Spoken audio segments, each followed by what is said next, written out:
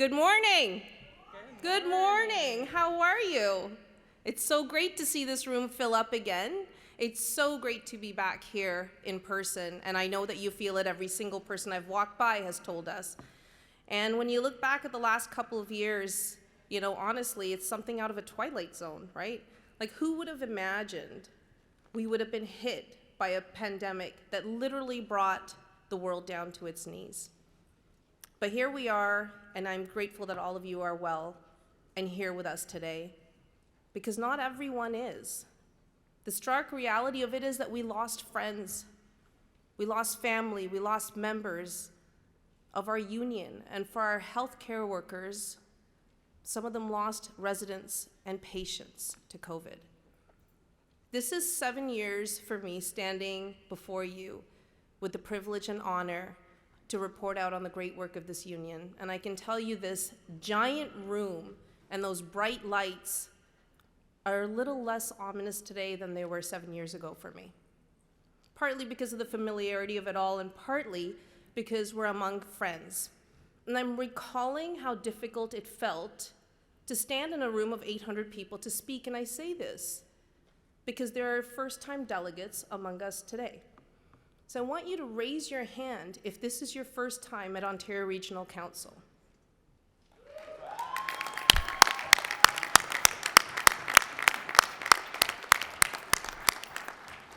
I want to extend a very warm welcome to all of you.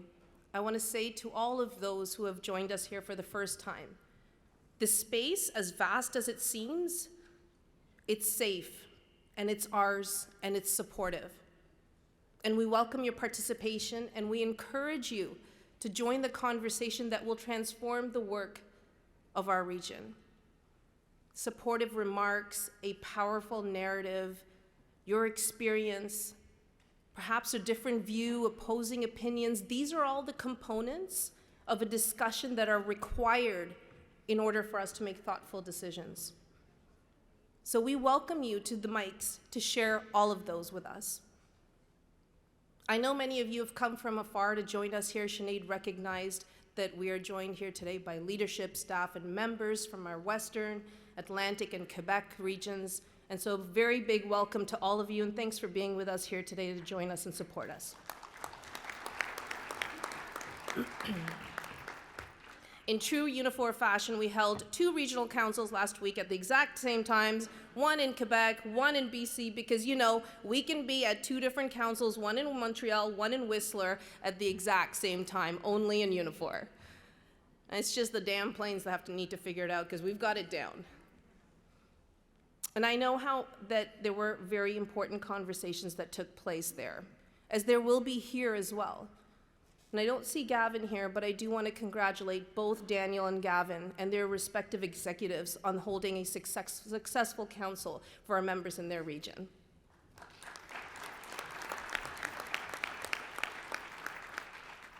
This is one of the most important weeks for us in Ontario, for our union, for our members that serve the public.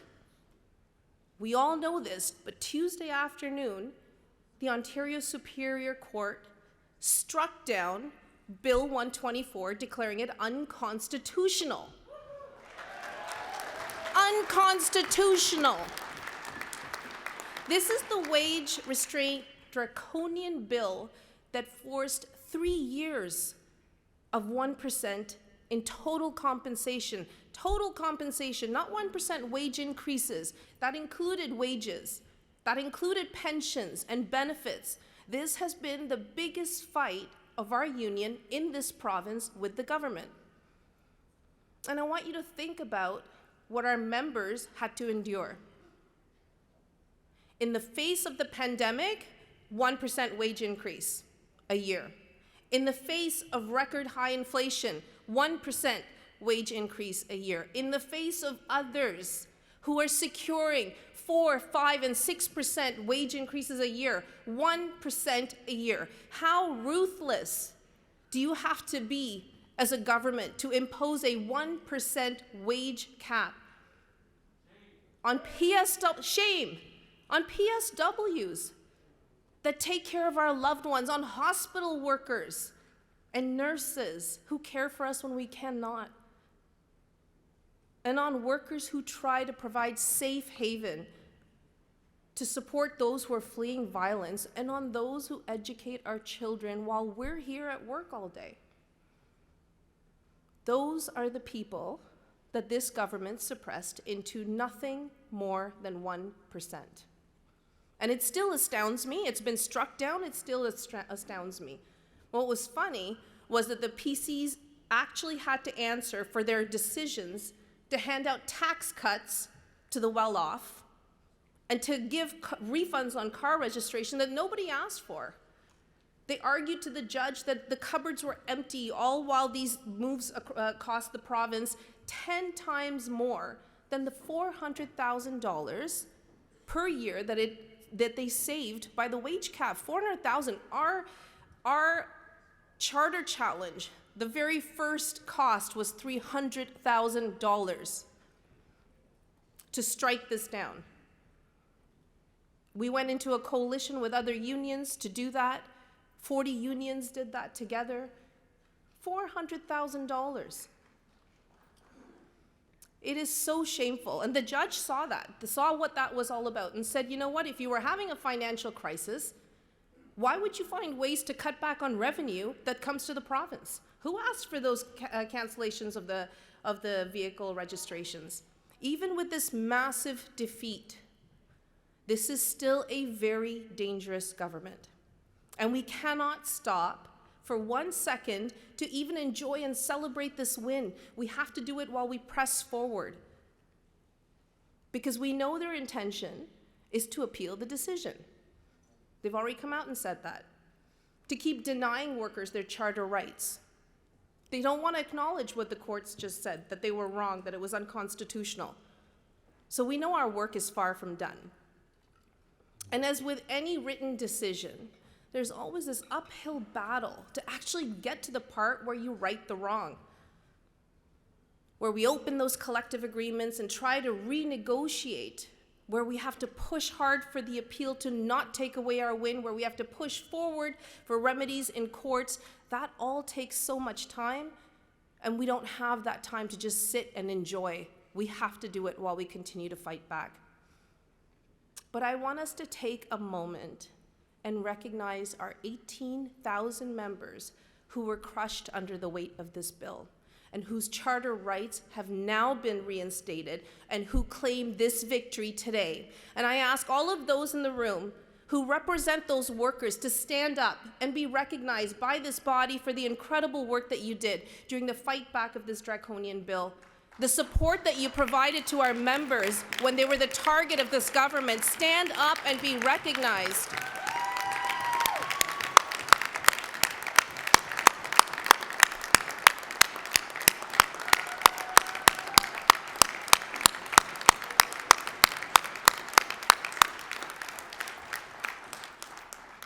In his first term in office, Ford had, 74 seats? He imposed Bill 124, restricting free collective bargaining. In his second term, Ontarians gave him an additional 10 seats on top of what he won the first time. And he tried to strip education workers of their right to free collective bargaining and their right to strike. And his government passed Bill 28 that invoked the notwithstanding clause, restricting any challenges in court or human rights tribunals. And that was the last straw for us, for organized labor. In just a matter of days, the entire labor movement had a plan. We had a plan to shut down this province, and it was clear that private sector unions like us had a greater role to play. And here's why. Because we have the relationships with the employers that Ford cares about. Those are the people that he cows down to, the business community. And so that was a huge leverage for us. And so all eyes were on us, all eyes were on Unifor. And remember our members are in the jobs that can significantly slow down the economy if we were to put our tools down. Like, think about the sectors we're in: air, rail, telecommunications, road transport, transit, retail. We move people, we move product, and we provide connectivity, and we're in all of those jobs. that are significant to a province running efficiently. So there were a few very clear things we were going to do. We, of course, needed to get the support of our National Executive Board, and I want to thank every single person on that board for supporting, without hesitation, the fight that was before us. We needed to convince our employers that we have relationships with, that they needed to call the government and tell them to repeal Bill 28, because CUPE's fight was going to end up in their workplace, on their plant floor. And we needed to convince the government that we, in fact, could shut down this province. And that was the game plan. It was to spend a week slowing things down, backing them up, slowing the supply chain just enough that we used the leverage that we had with each of these employers for them to descend down on the government and force them to move the needle. All we had was a plan on paper, and before we needed to even think about bringing it to life, the government blinked. They believed us. They believed we were ready. We were ready. Alongside the rest of the labor movement in Ontario, we were ready to go. And hours before our press conference to call a general strike alongside the other unions, they stood down and swore to repeal Bill 28. For us, the big fight on this, the big win, was not just about stripping our charter rights, but because we had just finished all the work of Bill 124 and we were anticipating a decision on Bill 124. It was due any day. And we knew that if we lost that, if we lost the fight for Bill 28, and that we did not do everything in our power, that they would strike down any decision that came down that was not in their favor on Bill 124, because they would have invoked the notwithstanding clause. And I know that it's because of this major dust-up that we just had with this government that they did not invoke that clause, and it is because they knew organized labor, even though there's moments where we bicker, you come after one, you come after all, you come after our rights, and we're going to show you how it's done. And we fought the government, and we won not once, but twice when it came to charter rights of working people. Ford has been governing with this notwithstanding clause consistently, only government that does, by threatening to deny charter rights since he took office. This has been so repetitive. And I'm so glad that all of you are here to celebrate this win with us today. The whole time we were waiting every single day, I was thinking, oh my God, wouldn't this be great? We're coming to the end of this year. You know, council is coming together. We have about 850 people. Any second now, the decision's coming, and it would be so amazing if we were able to have that win and celebrate that with you, and we just got that wish. Should have also asked for $1 million maybe, but. But this week, once again proved to me that even with a majority government and even a stronger majority, that we can take over the streets and take back what's ours. And as I look at next year, I know we need to get ourselves ready for more of the same. More for taking away what is ours, what we built in this province. I need you to get behind a recommendation that's going to come forward to you today to stop the privatization of our healthcare system. We have to commit now, right here. Our healthcare system is on the verge of collapse. We cannot have another ER closed. We cannot have routes without paramedics. We cannot have those paramedics waiting for hours in the ERs to hand off the patients, so in an entire 12-hour shift, they're only able to pick up 2 people. Those 2 people are emergencies. People are waiting for help and care. And this government is slashing away at everything right before our eyes. We can't have wait times that exceed any level of human decency. We just can't do this anymore. It is happening before our very eyes. We cannot become the people who agree that if you pay, you get there faster. So we need everyone in this room to commit to fighting to that. And as you do, I want you to think about the 2 wins I just talked about, 28 and 124. We can do it if we do this collectively. if organized labor comes together collectively, if our union takes a huge stand on this, if every single person speaks to somebody else about it, if every local lobbies their MPPs, I know we can make change. And that's why we joined a coalition of Ontario's five largest healthcare unions to demand better from the province and to mobilize, to talk to people and to push back on privatization. This is not a healthcare workers' fight. This is my fight, and it's your fight. We're watching the government starve the system to extinction, and this is not an exaggeration. There's been a mass exodus of workers in the healthcare sector. Staffing levels are dangerously low, violence on the job, low wages, a pandemic, a government still pushing for privatization, profits. Would you stay in healthcare? We need to make it so people don't leave. We shouldn't be surprised that workers are leaving at the rate that they are. Today's fights are not only about the bills burning through your paycheck, but it's about sometimes the slow, long degradation of working conditions. At GDI, members of Local 222 interrupted the Durham College campus with a strike this fall. Workers were direct in their demands. Why would I stay here, working twice as hard as I did 10 years ago, making only $16 an hour? When the campus buildings almost doubled in size, the bargaining unit actually shrunk. I was speaking to one of our members over there on the picket line. 16 meeting rooms she cleans, 4 washrooms with 5 stalls each at $16 an hour, 11 o'clock at night. Makes 0 sense. We cannot look at the GDI strike and their working conditions of members on campuses across the province without thinking, again, about privatization. Ontario's colleges and universities moved from public to publicly supported in the past few years. Jobs are contracted out, budgets are unnecessarily restricted. Privatization and the push to drive down wages has hurt our members, and this is going to be a big fight for us.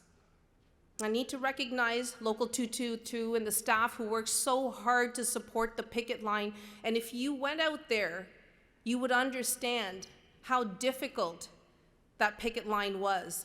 The campus is so big and so accessible from everywhere. You don't know who's a student, who's a staff person. You can't tell. And it is like 5 kilometers down this way, 5 kilometers down. And we had our entire group that managed this strike in this vast, vast location. So difficult to manage a strong picket line, but they did it with the biggest challenge they ever faced, which was to make sure that our workers were supported. And I want to thank you and recognize Local 222 for that. That was a very difficult strike.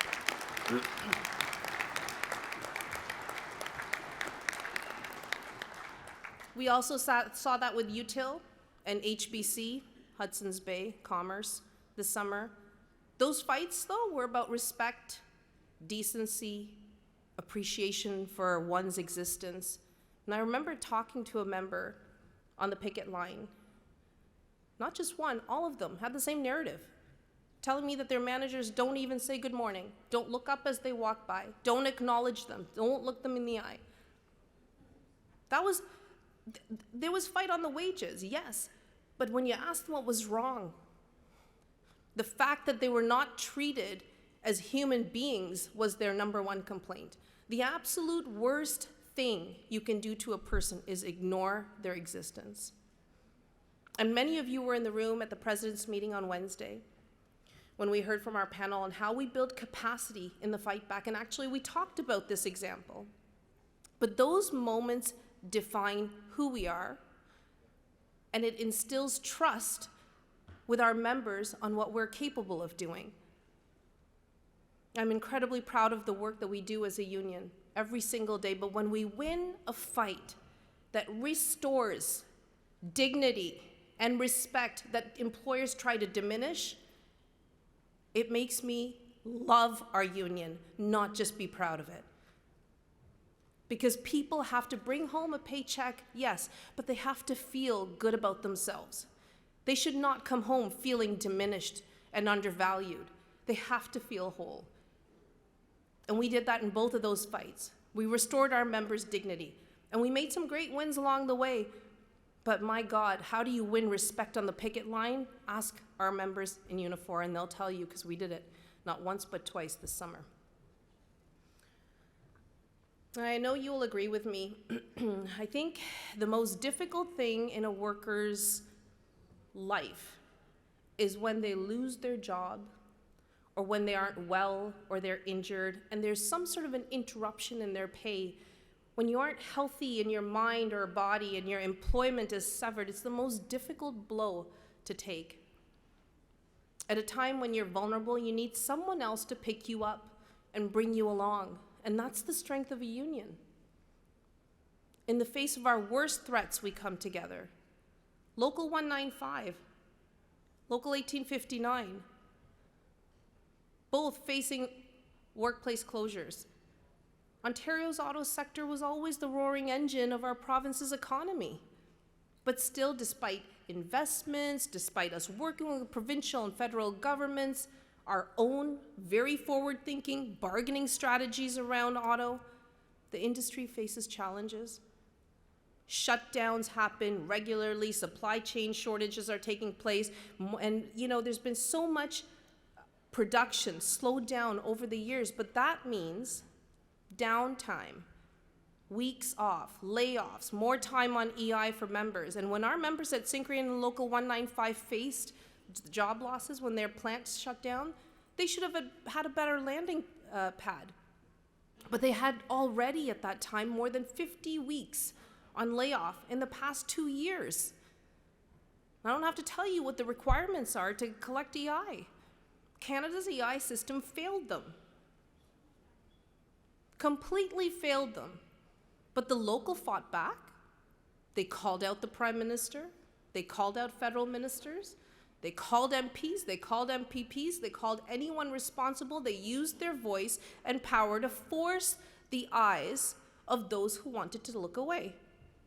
Force the eyes of those to pay attention to our members and bring support and resources, including a major investment in a jointly funded action center to connect workers with new jobs. Now, I'll tell you, I was out there speaking to our members, and you just have to find the right balance between saying the great news story is that we have a workers' action center, we're going to retrain you, retool you, and try to find ways that you gain employment. At the end of the day, the person receiving this information has suffered a devastating blow, and I would say it's almost the same when I listen to them, almost the same as a relationship coming to an end, a partnership coming to an end. Very, very difficult for them to manage. So it requires more than a structure and a building. It requires people, our members, our local leadership, to stand there and listen and care and find solutions. And that's what we do, and that's what we did there in Windsor, and I know we're going to do that in Tillsonburg as well. Just 2 weeks ago, we were in Ottawa, and we met the federal government, and we talked about the affordability crisis that our members face every single day. We talked about the need for just transition. We talked about the anti-scab legislation, how quickly we need it because employers are trying to take advantage every single day. But importantly, we talked to them about EI. And Local 195 was the key example of what's wrong with this broken safety net.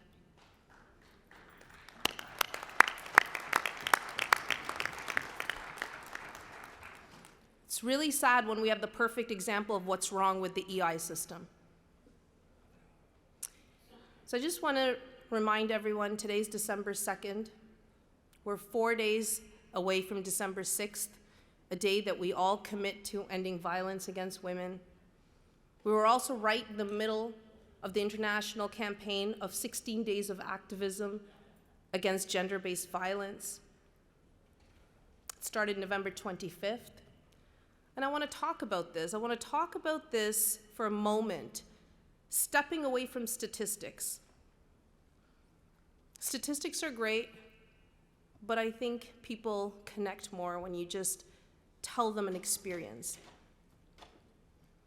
And gender-based violence affects us all. Years ago, I was impacted by it. One of my girlfriends married my cousin. They have two beautiful little girls. They split up eventually. She started dating another man. It wasn't very long before her new boyfriend started to scare her, made her feel uncomfortable, unsafe, and that ultimately evolved into feelings of extreme anger towards her from him. An outburst turned into violence. And once that started, she made a huge effort to contact the police repeatedly for protection. And her two girls were always there. They were very young.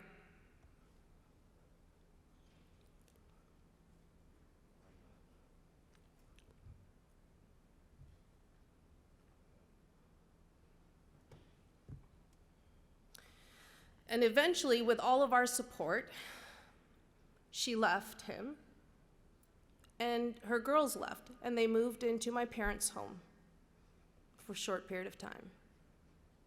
And then back with her ex-husband for a short period of time before we were able to get her back into an apartment. But the harassment escalated the second she decided to leave in a way that was untenable.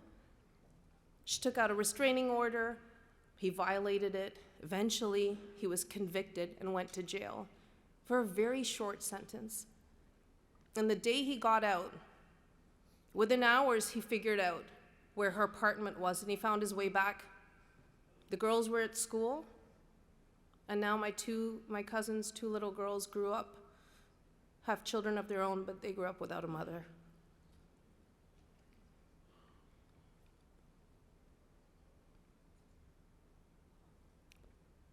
And I think the feeling of helplessness that she had for her own security still haunts me today.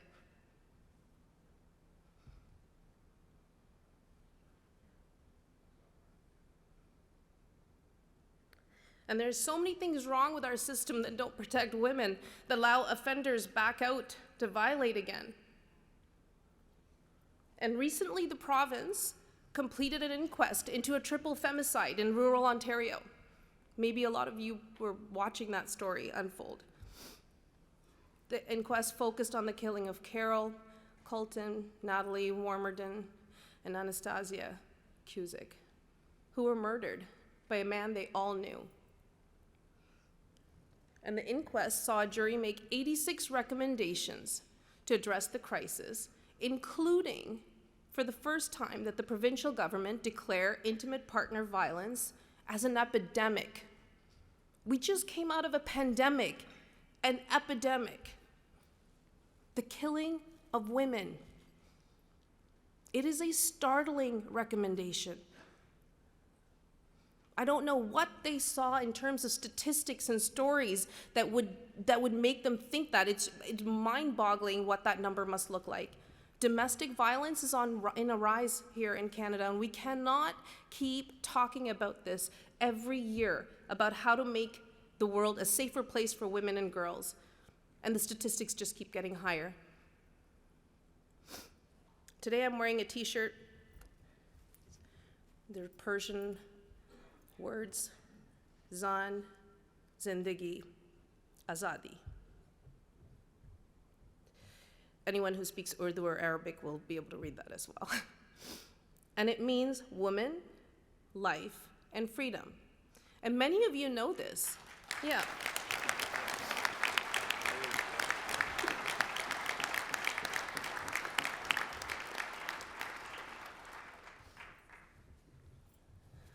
And many of you will know that this is a campaign and a movement that is coming out of the Middle East, that is challenging the death of a 22-year-old Iranian woman by the name of Mahsa Amini, only because she defied the dress code that was imposed on her by the state. She was arrested, she died in police custody. Women are getting killed because somebody thinks this is what you should wear, and when you don't wear it, it's going to cost you your life.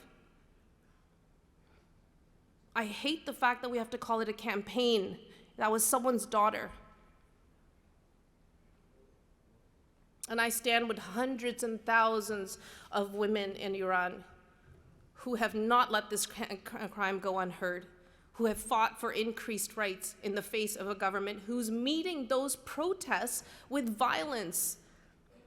488 protesters have been killed protesting the death of this young 22-year-old woman.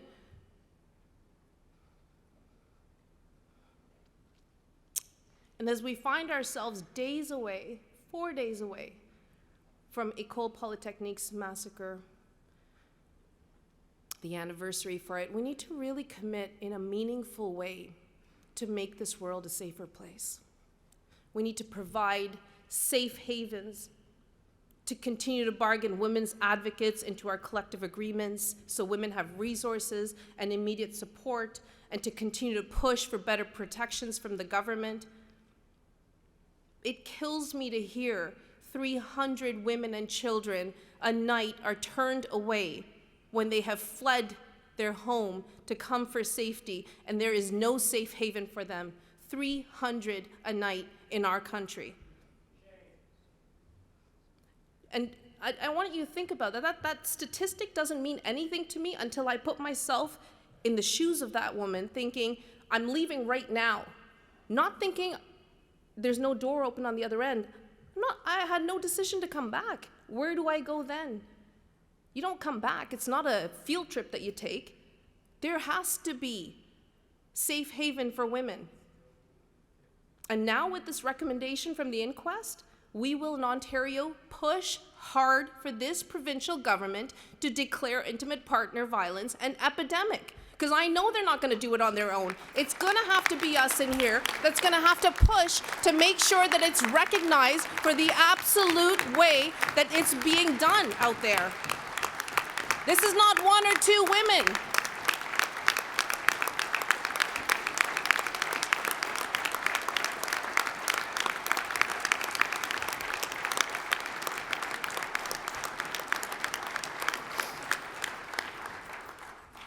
I'm going to take that applause as your commitment to this fight, and that you'll find a way when you go back into your locals and your communities, when you stood up together in solidarity right now. I feel that was a commitment and a promise to create a safer place for everybody, and I want to thank you for that. We're going to hear some more difficult stories from members in the media sector today. And I want you to really listen to them, because their work and their lives are at the nexus of Canada's political, labor, social, and racial issues. Journalism is attacked by politicians like Pierre Poilievre and other conservatives that came before him. The radical far-right ideologies are growing right out of control around us. And as purveyors of truth, sometimes uncomfortable truth, journalists in Canada are targeted with violence and hate and vitriol. Stalking, harassment, threats that can never be part of someone's job, and yet they are every single day. Media workers in Unifor have come together, and they have a plan to confront this violence, and they're going to bring that plan to you today. And I'm recommending that this plan, that the ORC adopt the plan, and that we push back hard against the violence, defend our members, defend journalism and democracy at the same time. Local news has been on a lifeline for many years, and media workers are still keeping this industry alive for us. They're not just doing their job, they're making society better for us because they're bringing out the truth. And we have a responsibility to make it better for everyone. I want to thank each and every one of you for all that you do every single day, for all that you have done, for everything that you're going to commit to today, tomorrow. And I hope when we leave here on Saturday, we're more unified than ever in our efforts to fight for working people than ever before. I just want to thank you.